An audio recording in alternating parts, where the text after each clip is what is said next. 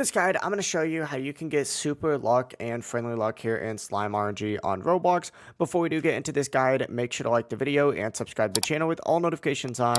It really does help the channel and it lets us know that you want more content like this. We'd greatly appreciate it. And if at any point throughout this guide you did have any questions, just ask them down in the comment section below and we could help you out further. I'm going to be doing my best to reply to every single comment down there. Now, you need to go ahead and make your way into the upgrade section in order to go ahead and do this. So make your way into upgrades and you're going to see a bunch of different types of luck upgrades. You're looking for like these server luck upgrades right here, as well as these super luck upgrades. These are the main ones that you're going to want to focus on, but friendly luck is another option that you can focus on if you are playing with friends. But let's focus on server luck first. You can upgrade this path using coins right here, and it goes pretty far down, and it is 100% worth doing because it boosts your overall luck. Essentially, that means you're going to get, better chances of getting better slimes, but you also have friendly luck as well, which essentially does the exact same thing. However, you have to have friends in your game as well in order to trigger this. So just keep that in mind. I actually don't really play Roblox with that many people, so